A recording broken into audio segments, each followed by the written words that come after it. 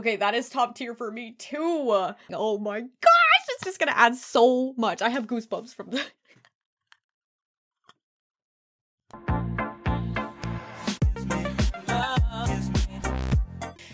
how's it going? I hope you're having a super awesome day. I am really excited because today I'm going to be reacting to the new Minecraft Caves and Cliffs update. I am super excited about it. I did actually react live to the Minecraft live stream, but I was having mic issues. I was gonna just edit that down into a video. So instead, I found this video, which is by Mumbo Jumbo, and it is number 28 on trending right now. So it must be a pretty good summary of everything that is going on in this update. So I thought I would just do a reaction to this video instead. I'm just super excited about all of the new changes that they're making. I feel like this is a huge update. I'm super excited about a lot of it, most of it, all of it.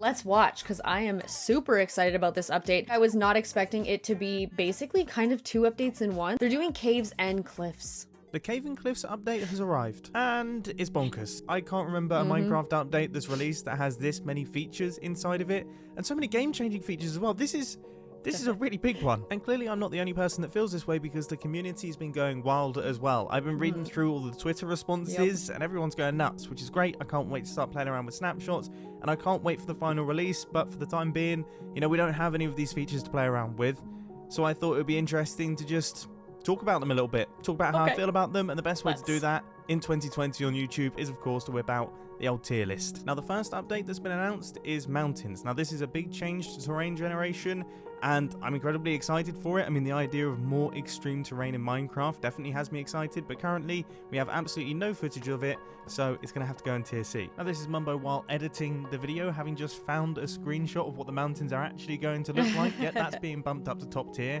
How did I not see that during the live stream? That's wild. We do, however, have plenty of footage of this little guy, the mountain goat. Now, he was voted in at the previous Minecon live event, and he seems pretty cool. He can jump like a madman, and also the attack mechanic is interesting. I just love the idea of a hidden goat trap.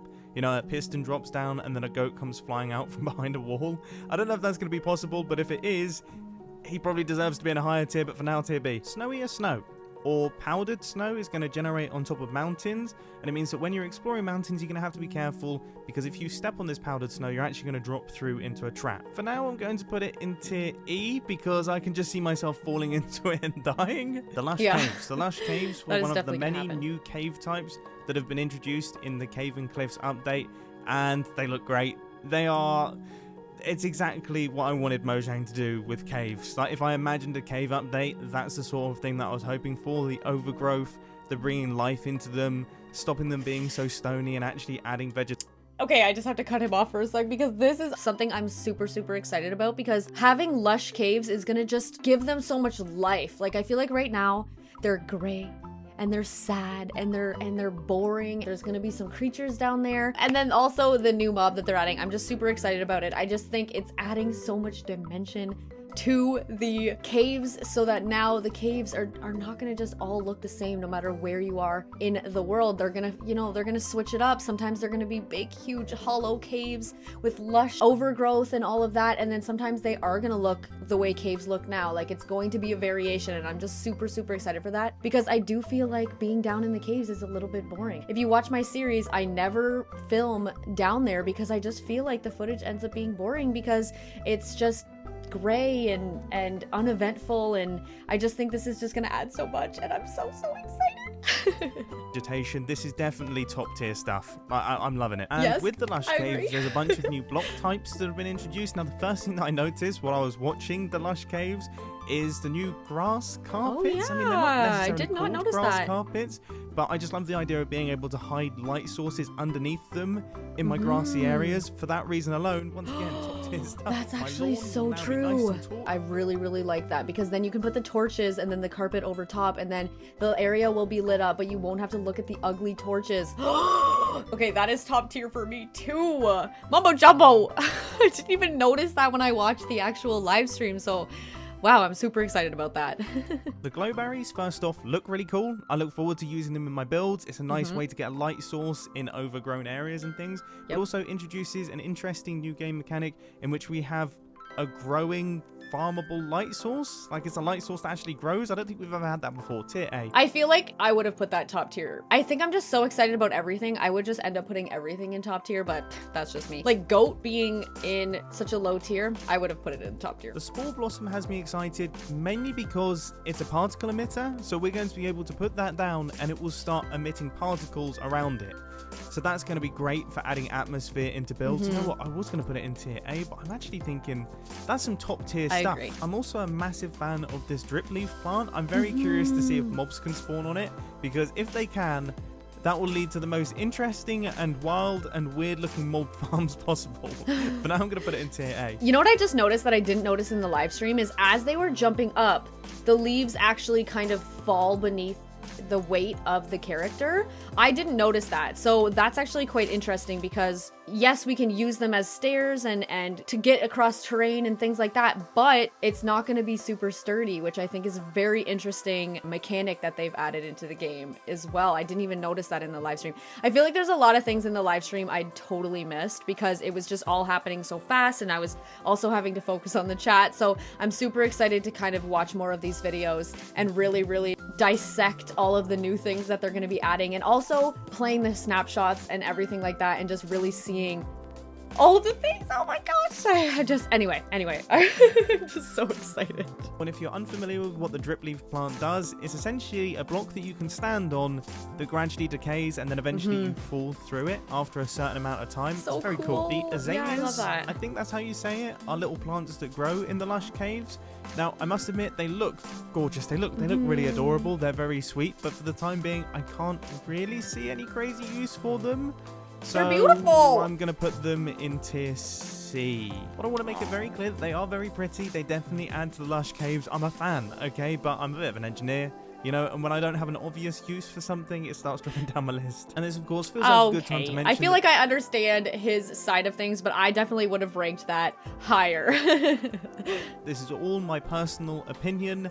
And I haven't actually played with any of these new features yet, so I'm sure when they actually get introduced, certain things will get switched around. Anyway, next up, we have got the Mega Cave. Now, I don't have to play with the Mega Cave to know that I love the Mega Cave. Yeah, me too. I mean, I did see it and think, gosh, it's going to be difficult to light up the caves for my mob farms and things. Oh yeah, but so I don't true. care, because the Mega Cave... Oh yeah, because in the actual video, they lit up the cave so that we would be able to see the cave. But could you imagine being in that cave and it's like pitch black, can't see a thing, and it's just wide open like that with mobs spawning? Oh my gosh, it's just gonna add so much. I have goosebumps from that. Top tier, 100% for that one. I'm super excited about that.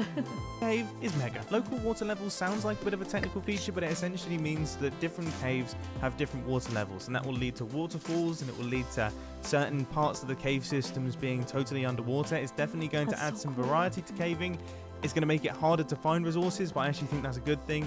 Tier A. And when it comes to adding variety into caving, the dripstone caves definitely will. They look wild. Did not expect that sort of thing being added into Minecraft, and for that reason alone, tier A. It came out of nowhere. Awesome. Now inside these dripstone caves, we've got stalactites and we've got stalagmites. Stalactites hang down from the ceiling, and it showed in the video that they can actually drop and they will cause damage. Now that instantly brings up ideas of redstone traps, which means that it's a fairly high tier, but the stalagmites are even more interesting to me because in the video clip, it shows a zombie dropping off a very small ledge and it dies. Oh my gosh, that is so true. I feel like people are going to get so creative with that, and they're going to, like, there's going to be so many new farming systems that are going to come out with this new update. I'm overwhelmed. That could mean that we have a new way of killing mobs inside of mob farms that could potentially be more efficient. For that reason, top tier stuff. Sculk growths are another introduction into caves, and they're a scary one. They're mildly horrifying. Okay, they happen right at the depths, so in the lower Y levels, and on their own, I would say potentially tier B. You know, it's a nice bit of variety, a little bit creepy, but because of what's in them, 100% top tier. So the whole point of these sculk growths, okay, wait, I'll let him finish. Sorry. is it's so dark that things don't see. Instead, they hear. And that introduces a new redstone component, which is the sculk sensor. Now, this thing is going to detect sounds. So when you place down a block, that's a sound. this thing is going to detect it. When you walk past, okay, this thing is going to detect it. And if you activate a redstone component, this thing is going to detect it, which means that we now have wireless redstone in Minecraft, which is words that I never ever thought I'd be saying. And it also has some honestly, that is blowing my mind. Like the creativity that people are gonna have with creating new redstone creations using this is going to, it's just gonna blow me away. I can already tell, because this is just adding so much to the whole redstone system. Like, we're gonna be able to do so much more. So this has to 100% be top tier. I'm super excited about this. I actually am a super noob when it comes to redstone, but I've been playing around with it a little bit and kind of trying to get the hang of it, watching some tutorials and whatnot, and I do see the potential of redstone as it already is in the game, but adding this into the game is just going to take it to a completely different level, and I am here for it. Interesting features like wool occlusion, so if you surround it in wool and then leave one block missing, it will only hear things from that direction. So it means that we can actually be a little bit accurate with these things. But believe it or not, this isn't actually the thing that I'm most excited about inside these sculk growths, because I think we've got one of the most interesting new mobs introduced into Minecraft ever, to be honest with you. Genuinely, so cute. I was not expecting this at all. It kind of took my breath away a little bit, and I know that sounds incredibly cheesy, and I know my girlfriend is going to watch this and she's going to laugh at me later, but those are my thoughts, you know. So this is a mob that can't see you, instead it hears you, so you have to sneak around it. Now if you make any noise, that noise then gets sent in kind of like a particle to its antlers, and they rattle, and it just makes this incredibly sinister and creepy noise. And it's just wild. It's not something I ever expected to see in Minecraft, and I'm all for it. I think it's awesome. This I'm actually like super excited about, because I just think like mobs, they come at you, and it's just very like, this is just adding so much more to it. Like you can either go after them and attack them, which is very risky because they do a lot of damage. Like in the video that they actually showed, he killed him and he was wearing full netherite armor, and he killed him in 2 hits. So he is strong. So you can either try to defeat him, or you can try to sneak around him. Also, I'm very curious. They didn't say anything about this, but I wonder if you do kill him, if he drops anything. That I don't think they mentioned. I could be wrong, because like I said, I did miss some things, but that is something that is super interesting as well, because it would actually be really fun if those were something that you wanted to go after because of something special that they dropped, which would add more to it. So if you needed those things, you could go after them, but if you didn't, you could just sneak around them, which I think is just adding so much more to the game, and I'm very excited about that mob being introduced. I just think it's so interesting. Okay. If there was a tier above top tier, it would be there. Now, I couldn't help but notice in the Warden clip that the walls were made of a new type of stone brick, which is, that's cool. Okay, I missed that. Very cool. I'm actually very excited about that as well, because, you know, I think the more they add different blocks, the more you can get creative with builds. I would probably rank it in about the same tier as him, because, you know, it's not adding a crazy amount, but it is adding a little bit, and that's really cool. I didn't notice that, so I'm glad he pointed that out. That's definitely tier B. I also noticed some candle action going on. That's a welcome addition to the game. I've always felt like Minecraft deserved some candles, especially for those of you who love building it in a medieval style. It's going to add some atmosphere, so tier B. Next up, we've got these amethyst crystals, and these are definitely very interesting to me because they actually grow inside these things called amethyst geodes. Now, these amethyst geodes are essentially like mob dungeons. You know, you've got like a mob spawner and you can't really move the mob spawner. Well, the way the developer explained it is it's like that. So these amethyst geodes, you can't actually move them. When you break them, I guess you won't get the item. So you can only grow amethyst crystals where the amethyst geode originally spawned. And just to be clear, the amethyst geode isn't a specific block, it's actually a whole structure, and the crystals grow inside of it, which means we're definitely going to have some interesting farms. And importantly, they are location specific farms. They can't just be built anywhere, you actually have to travel to them, and I love that sort of thing. And for that reason, even though I'm not entirely sure how useful the amethyst crystals are, I have high hopes, so they're going in top. Yeah, okay, that's actually what I was gonna say, because I was like, he's putting it in top tier, but he doesn't even know what these crystals do yet. That's what I'm a bit confused about, is I don't know what the purpose of them and the purpose of them the purpose of them is? I don't know what the purpose of them are. I don't know what their purpose is. For that, I would rank it a little bit lower, but I have a feeling that they're gonna have a pretty cool purpose. I just don't know what it is at the moment. One of the uses for the crystals is the crafting of a telescope. Now, the telescope essentially works like the Oh, I totally forgot that they mentioned that. Yeah, I guess you can do the telescope, which I think is pretty cool because then you can see further distances. But I'm assuming they're probably gonna add more purposes for the crystals besides the telescope. Optifine zoom, except you get a pretty heavy vignette where it looks like you're looking through a telescope. Imagine looking through a telescope. That's what looking through a Minecraft telescope looks like. Now, obviously, I use Optifine, so that means that I can zoom in and I can use the zoom feature, which essentially makes the telescope a little bit redundant for me. However, Optifine is a mod. So that would be like me saying, well, the sculk sensor isn't really that useful because wireless redstone mods exist. I can't really say that. I would say it belongs in tier A. Yeah, I'm happy with that. Next up, we have copper. Now, copper brings with it a handful of new interesting features. So first off, ore generation is different for copper. That's pretty cool. It also has all the slabs and stairs variants, which is always nice to see, especially in a metallic block.